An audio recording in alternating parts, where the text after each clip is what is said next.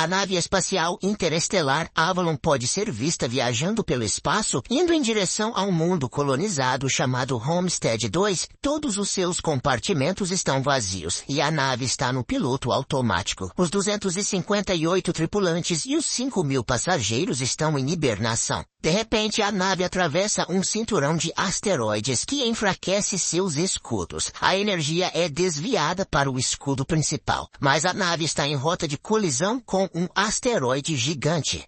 O asteroide colide com a nave, causando várias falhas. A nave começa a se auto-reparar, mas um dos pods de hibernação é ativado. O passageiro que desperta é Jim Preston, um engenheiro mecânico. Seu pod se abre e um sistema automatizado auxilia em seu despertar, informando que ele passou 120 anos em animação suspensa e que a nave está a apenas 4 meses de Homestead 2.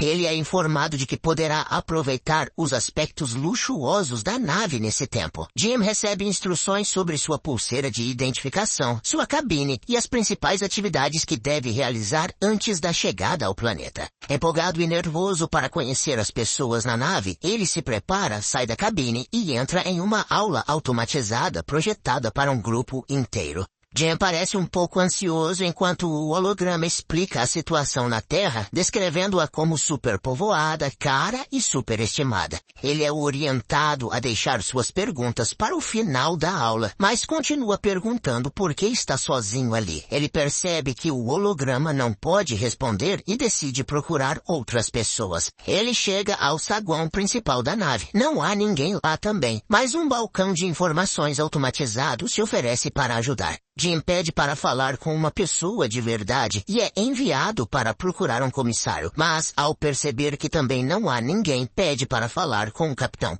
Quando chega à ponte de comando, mesmo sem ter acesso para entrar, ele vê que nenhum dos tripulantes principais está acordado. Eventualmente, Jim vai até o observatório, onde descobre que a nave está, na verdade, há 90 anos de Homestead 2. Ele percebe que acordou muito cedo e corre de volta ao saguão para enviar uma mensagem à Terra perguntando o que fazer. O sistema de comunicações informa que a ligação cara para a Terra levaria aproximadamente 55 anos para receber uma resposta. Jim fica devastado. Ele anda pela nave e encontra o bar, onde vê outra pessoa. Ao conversar com o barman, algo parece estranho. Quando o barman vai buscar uma bebida, Jim percebe que ele é um androide chamado Arthur. Jim quer descobrir mais informações, mas nem consegue explicar ao androide como é possível estar lá antes do tempo. No dia seguinte, ele acorda em sua cabine e vai à cantina, onde percebe que a maioria dos itens do cardápio é reservada para passageiros da classe ouro. Ele toma seu café simples e tenta descobrir como consertar sua câmara de hibernação. Depois de reunir as ferramentas, consegue fazê-la funcionar e deita-se dentro do pod, mas nada acontece. Em seguida, decide usar as ferramentas para acessar as câmaras de hibernação da tripulação, mas também não funciona. Pequenas falhas ocorrem pela nave. Jim continua voltando ao bar para beber, mas principalmente para conversar com Arthur. O androide lhe dá conselhos que o convencem a invadir um dos quartos da classe ouro e tentar se divertir na nave. Jim experimenta todos os restaurantes, os jogos e o sistema de entretenimento, mas com o passar do tempo, sente-se ainda mais miserável por estar sozinho. Um dia ele se embriaga e vaga pelos pods de hibernação, quando encontra uma câmara de descompressão com trajes para caminhadas espaciais. Jim veste um traje, vai até a câmara, puxa a alavanca e aperta o botão para abrir a porta. Do lado de fora ele fica maravilhado com a vista. É o único humano consciente experimentando aquele momento no tempo. Jim solta os imãs de suas botas e flutua no espaço, sentindo-se devastado. Ele volta para dentro, tira o traje, mas retorna à câmara sem ele. Puxa a alavanca, pronto para acabar com tudo, mas muda de ideia no último momento, corre para dentro e escorrega em uma garrafa. Jim se levanta e instantaneamente é atraído por uma mulher em um dos pods chamada Aurora. Ele procura os arquivos dela no diretório e ouve sua entrevista de passageira, ficando encantado por ela. Mais tarde, ele é visto sentado ao lado do pod dela, ainda ouvindo suas entrevistas. No bar, ele está lendo alguns dos trabalhos dela e conversando com Arthur sobre sua escrita. Ele fica obcecado pela ironia de sua situação, ir para outro planeta em busca de uma vida melhor, acordar cedo e não chegar lá, encontrar a mulher perfeita e ela estar fora de alcance.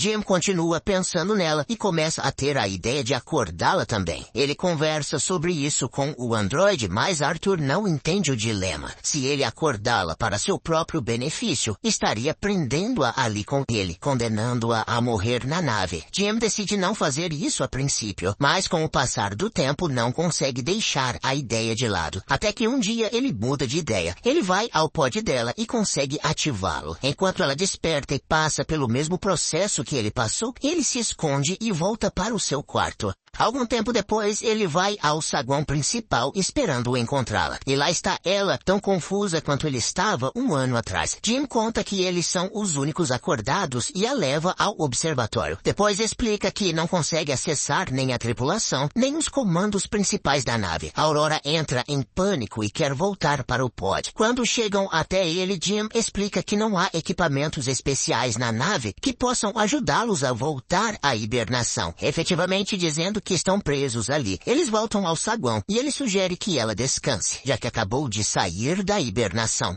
Ela sente pena dele por ter passado mais de um ano sozinho na nave. Jim volta ao bar, arrependido do que fez, e pede a Arthur para não contar a Aurora que ele foi o responsável por despertá-la. No dia seguinte, a Aurora acorda. Ela volta ao saguão e pergunta ao balcão de informações automatizado sobre os pods de hibernação. Jim se junta a ela e os dois vão tomar café da manhã. Enquanto saem, o balcão de informações apresenta algum tipo de falha. Na cantina, Aurora percebe que Jim tem comido o mesmo café da manhã por mais de um ano e compra para ele um dos menus da classe ouro. Eles conversam sobre a possibilidade de consertar os pods, mas, ao contrário de Jim, Aurora não está pronta para desistir. Ela busca informações na enfermaria, depois vasculha documentos de pesquisa e, eventualmente, tenta abrir as portas das câmaras de hibernação da tripulação. Jim percebe mais falhas pela nave. Algum tempo depois, Aurora lamenta sua vida na Avalon. Ela escreve, corre pela nave e nada na piscina, tornando-se cada vez mais consciente de sua situação. Ela vai à cantina para entrevistar Jim, pensando que a história dele pode ser interessante. Ela pergunta por que ele imigrou para a colônia.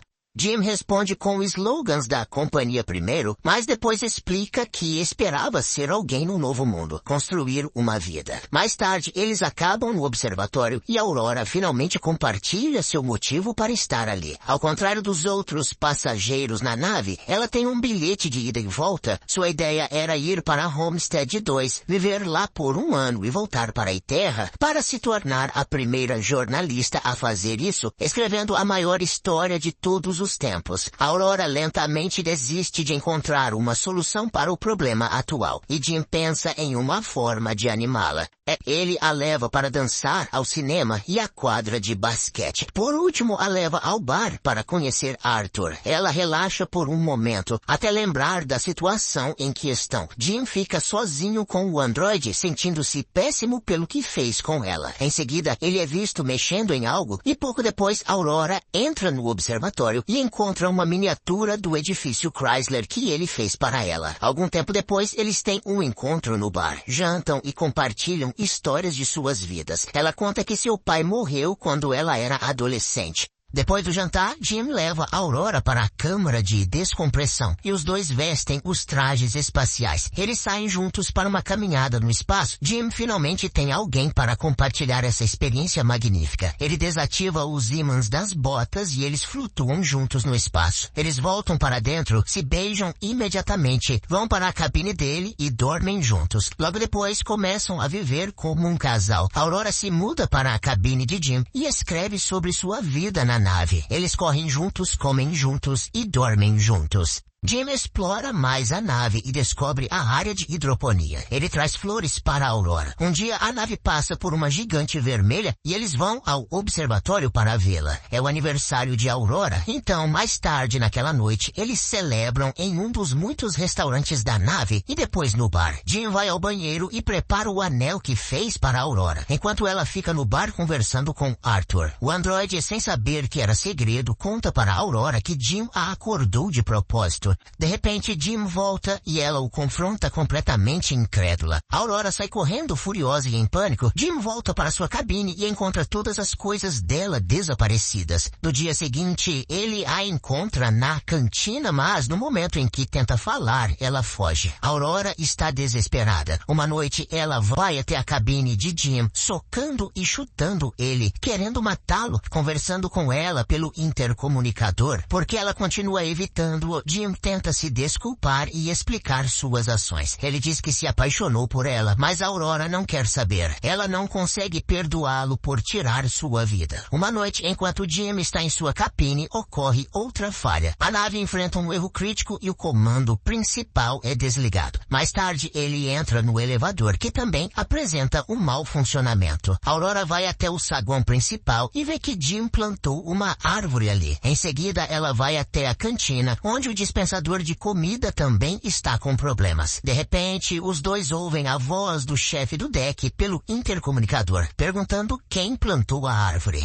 Eles correm até o saguão e veem Gus Mancuso em pé em frente à árvore de Jim. Eles se apresentam e explicam a situação para o chefe. Mancuso não entende como 3 pods podem ter falhado. Ele os leva até a ponte e descobre que há algo errado com a nave, mas que as informações dos sistemas precisam ser verificadas manualmente. Quando saem da ponte, um robô quase cai sobre eles. Jim e Aurora contam a Mancuso que os problemas estão acontecendo com mais frequência pela nave. Ele diz que isso não deveria acontecer e ensina como coletar os dados. Mancuso verifica os pods e Jim se junta a ele lá. Jim descobre o que aconteceu com o pod de Aurora. O chefe do deck acha o que Jim fez terrível. Mais tarde, ele está na ponte, verificando os dados coletados quando Aurora se junta a ele. Eles conversam sobre o que aconteceu com o pod dela, mas Mancuso diz que não pode fazer nada para reverter isso. Jim entra com o 16º robô quebrado. Mancuso sente os efeitos da doença da hibernação e vai descansar, mas enquanto sai, começa a tossir sangue. Naquela noite, Aurora não consegue dormir e decide nadar. De repente, a nave perde a gravidade e ela começa a se afogar, enquanto a água da piscina se move com ela. O sistema de gravidade se reinicia e ela consegue sair por pouco. Eles se encontram enquanto correm para procurar Mancuso. Os 3 voltam para a ponte e começam a entender o que está acontecendo na nave.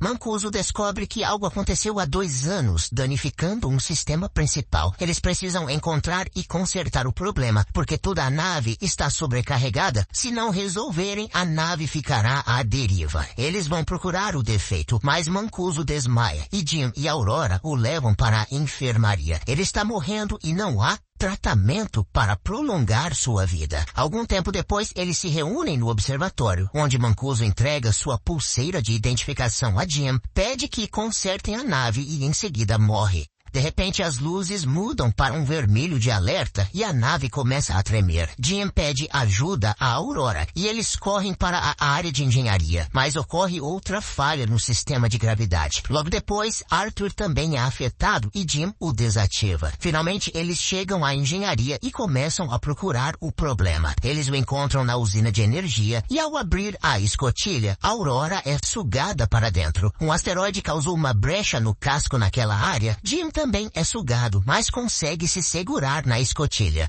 Eventualmente, ele é puxado para dentro, mas eles conseguem selar a brecha rapidamente. Assim que resolvem esse problema, Jim percebe que há mais de uma brecha no casco. Eles seguem a trajetória do meteorito e descobrem que ele atingiu o computador de controle do reator. Jim acha que pode encontrar peças de reposição. Eles encontram a peça e a substituem, mas o processo de ventilação do reator ainda falha. Eles tentam manualmente, mas falha de novo. Jim descobre que precisará abrir a porta de ventilação do lado de fora da nave para esfriar o reator.